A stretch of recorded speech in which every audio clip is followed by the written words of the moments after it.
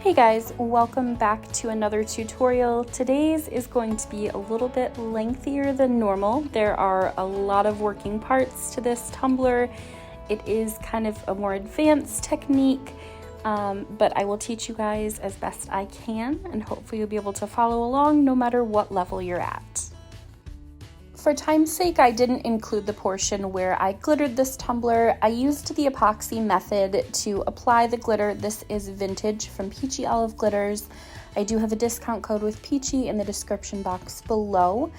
And once the glitter was applied, I made sure to pat that down so it was as smooth as possible to lessen the amount of epoxy it's going to take to make this cup completely smooth. So once the 2 coats of epoxy are cured, I'm going to go in with this painter's tape and I'm going to mark off half of the tumbler. So we're going to do a split tumbler. We're going to do 50% on one side, 50% on the other side. And I used my striping assistant tool from the Amy's Make Everything. This just ensures that the vertical lines that we're putting on here are going to be completely straight. Once I've got the vertical lines marked off, I went along the bottom rim. The end result is going to have kind of a peekaboo bottom, I guess I would say, where it's just taped off and it's all glitter at the bottom. This is totally optional. If you want to do your tumbler exactly 50-50 and bring it down to the bottom of the tumbler, you're welcome to do that. This is just my preference. So once I have everything marked off, I'm going to go in with this Prima paint. I got this from Amazon. They used to carry it at Michael's. I haven't been able to find it. I did this cup about 4 years ago and originally got those paints from Michael's. So if you're looking there, if you've gotten them there, if you need more, you're probably not going to find them there, but they do have them on Amazon. And we're going to go in with the textured paints first. So that's going to be this terracotta color, the brown color, and then the green or mint color. And laying those down first, we're going to finger paint them on. You're going to want to keep a wet wipe handy. This is very messy. I probably would recommend using a glove. You don't want to make a mess. But once the textured paint is laid down, we're going to hit that with the heat gun and let that dry just till it's dry to the touch. And then we'll go in with the paints that don't have any sort of texture in them. And once you kind of blend those into the texturized paints, the texture is going to translate through the epoxy. So the top layer of paints that don't have that texture, you're going to see the texture from the base paints underneath that non-texturized paint, if that makes sense.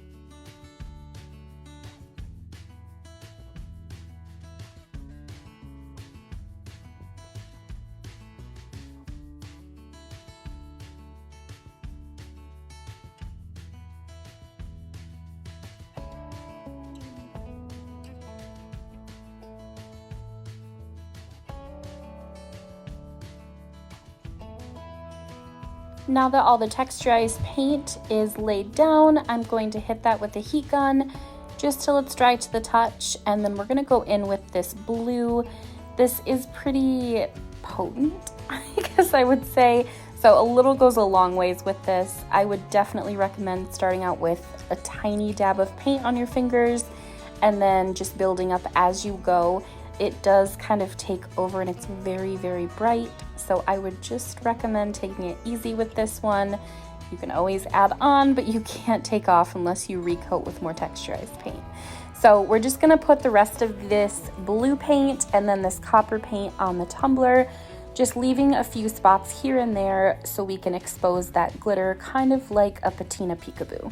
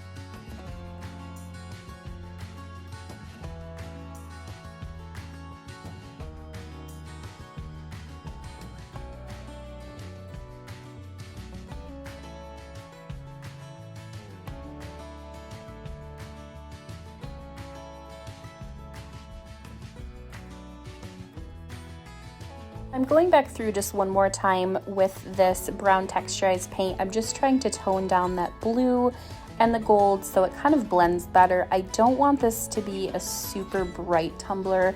I want it to be kind of a neutral, moody, kind of country vibe. So using that brown to just tone those blues and greens down, I thought helped a lot.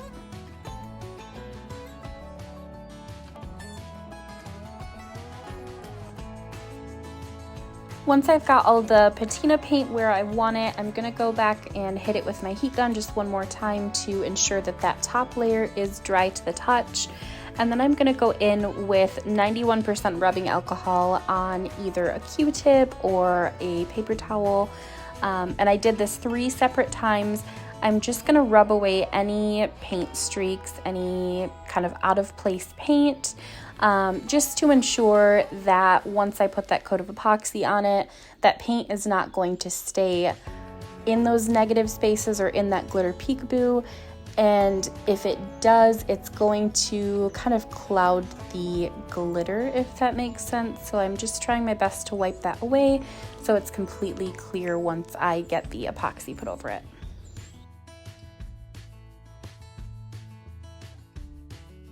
After I've got the paint cleaned up, I'm gonna go directly into the second half of this tumbler, and I'm using a 50-50 mixture of kind of a cream colored acrylic paint mixed with a white acrylic paint.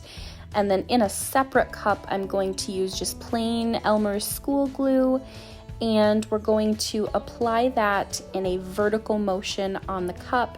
Keep in mind that whatever way you brush your Elmer's glue onto your cup, that is the way that the paint is going to crackle. So if you're rubbing it top to bottom, you're going to have vertical crackles on your cup. If you're rubbing it horizontally, left to right, you're going to have horizontal cracks on your cup. So I'm just applying that with a makeup brush, and the thicker the glue application, the bigger the cracks you're gonna have. So if you want really bold cracks, you're gonna wanna apply really heavy mixture of the Elmer's glue. If you want just a little bit of crackling, then you would apply less glue. And then you're immediately going to go over that wet Elmer's glue with that mixture of paint, ensuring that you're doing your best to only go over that paint streak one time. So it dries very quickly, but the more that you go over the acrylic paint layer, the more it's going to kind of build up, mix up that paint and glue together, and then it doesn't get that great of a crackling effect. So you'll see in one portion here, I went over it twice. Right here on this left hand side, I went over that stroke of acrylic paint twice, and you can see kind of where it overlapped and it didn't crackle as well as I wanted it to be, but I would have to remove the entire thing in order to fix that. So I just left it as it was, and then I went in and I broke away the little chips of paint. I forgot to mention that you can either let this paint crackle and air dry on its own, or you can use a heat gun to speed up the drying process. I use a heat gun because I'm impatient, and I also find it very satisfying to watch the paint and the glue crackle right in front of my eyes, so I hit it with the heat gun. If you are using a heat gun, just be mindful that if you get too much heat in one spot for too long of a time, that the glue underneath will bubble up. That will not go away. You'll be able to see it under epoxy, so just be mindful of that. And then once the crackle is completely done, you've got two options to kind of expose that glitter underneath. So the first one being that you could put the rubbing alcohol on either a Q-tip or paper towel, just as you did with the patina on the first half of this. The second method is my favorite. It gives it more of a natural kind of chipped wood look that I was going for. I'm going for a really rustic theme here. If you're using this method as opposed to the rubbing alcohol, I will tell you that I would not recommend using like an X-Acto or a sharp like dental pick or anything that's metal, because if you're scratching the surface of your epoxy, once you go to wipe away any excess white paint on this, it's going to make the paint wet again, and then it's going to get into the cracks of the scratched epoxy, and then you're going to have streaks of white in the scratches of your epoxy that will not go away under your next coat. I'm going to finish chipping away at this paint here, doing my best to avoid the center portion of this crackle. I am going to put a water slide in the center of this, and being that water slide is translucent, if you're chipping away too much of that white background, once you apply that water slide, it's going to blend into that background glitter because it's a little bit of a darker glitter as opposed to maybe like a white glitter or something like that. You're going to lose some of that color in that water slide. So you would want to avoid chipping away too much color. And then we're going to put a coat of epoxy over this prior to placing the water slide. That is very crucial. If you're applying water slide directly to this painted base, once you get your epoxy on there, all of the paint underneath that water slide is going to stay matte while the rest of the design is going to be glossy. So make sure that you're putting a coat of epoxy between the paint and the water slide, and then you can proceed through and finish with your vinyl work.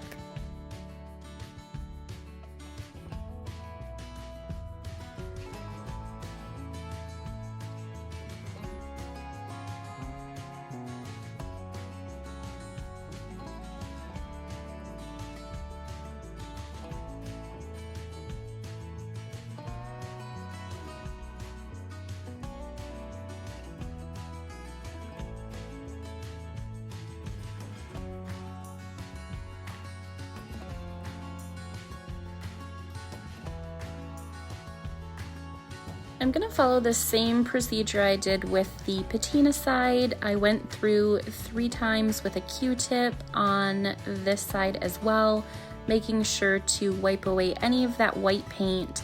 I used about 6 Q-tips in total. I didn't want to keep using a dirty Q-tip because you'd basically just be swirling that white paint background into it. And it looks like it's clean the first time, but I will tell you, once that paint and rubbing alcohol dries, it does fog back up. That's why I went through 3 times. It seems excessive. I didn't record all 3 times just for time's sake again, but it is necessary to make sure all of that white paint is taken off of there. Otherwise that's going to look foggy and like you have a bunch of micro bubbles in your epoxy once you put that over the white paint.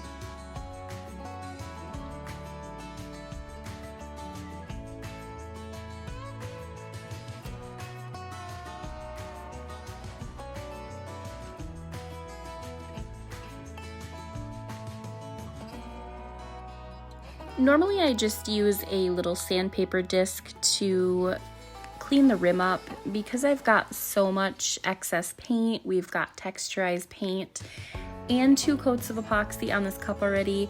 I'm gonna use my flapper wheel for this because it's really thick. I think it would just kind of shred my little sandpaper disc that I normally use.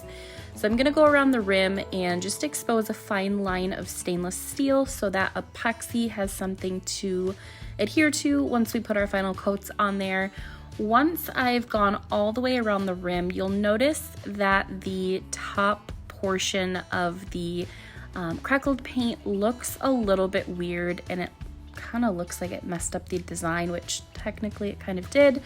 So I'm just gonna go through the top and I'm going to chip away at the paint so it just looks natural, like it's supposed to be there, and it doesn't make it super obvious that you have exposed that rim for the epoxy to adhere to.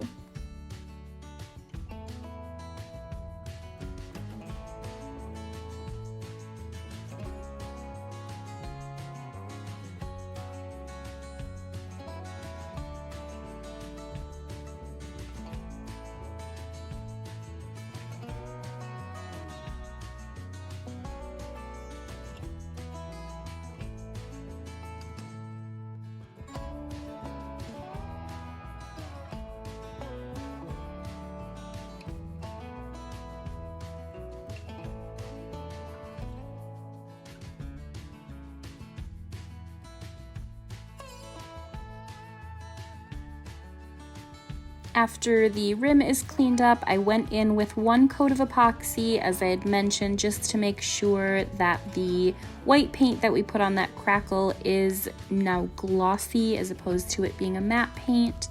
And then we're going to put the Waterslide on. So I printed double Highland Cow prints and then double of this Greenery. I don't know if you know this or not, but you can double layer Waterslide, and it looks kind of translucent with one, and you'll notice when I put this second Waterslide directly over the first one, how much more vibrant that Highland Cow looks. It's a night and day difference. So I would recommend doing that if you're working with a darker base, or if it's just a really light design in that Waterslide that you're working with. This is a great hack to kind of make your tumbler more vibrant, make that Waterslide stand out, and I think it looks great.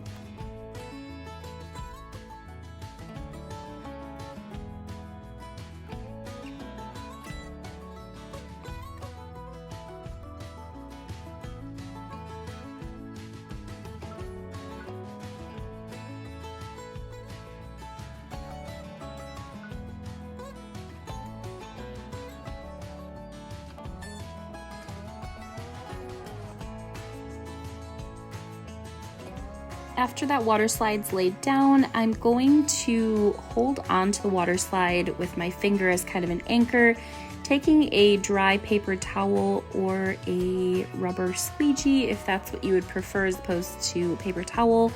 And I'm just going to push that excess water that's under that Waterslide out so it doesn't cure with epoxy on it and water underneath that Waterslide. That's going to cause problems once the epoxy is cured. And you'll notice here I'm adding this second Waterslide, and look at how much more vibrant that is. So if you're double layering the Waterslide, just be sure that your image that you're laying over top of the first one is exactly in line with the first one, if that makes sense. It's very easy to kind of offset that second Waterslide, and it does look very odd. It's very noticeable if you're not very careful. So just be mindful of that. And then I'm gonna go back over the Greenery and double up those Waterslides as well. They're just kind of a light green, and they kind of faded into the Crackle in the background. So I wanted to double layer those as well.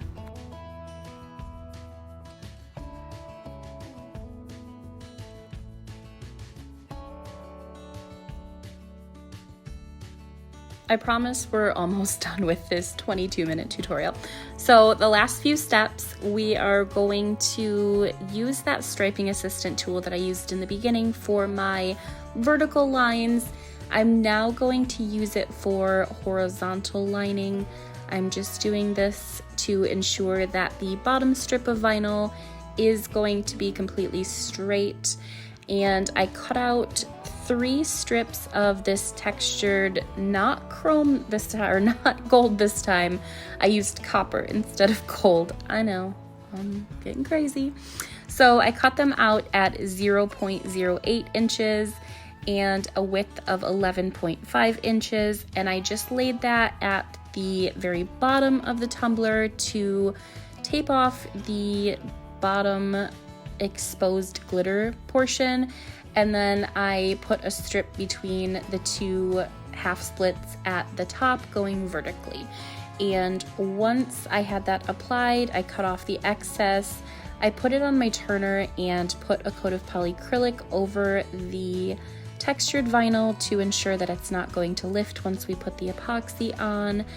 I put a little bit of polycrylic over my water slide. I didn't really know how it was going to react to the spray sealer that was over top of that water slide, so I was kind of treading lightly just to see what it would do, and it seemed okay. It kind of got a little bit gooey, so probably would not recommend doing that. If you do it very lightly. But once I had that polycrylic on there, I went in with 2 final coats of Flynn Sisters regular setting epoxy, and the cup was done. So I know this was lengthy. Thank you guys for sticking with me for the last 22 minutes. Let me know what you guys thought in the comments. Don't forget to like and subscribe. I have not done my giveaway yet for my collab box with Peachy Olive Glitters, so if you'd like to enter that, go ahead and join my group, and I will see you guys next weekend.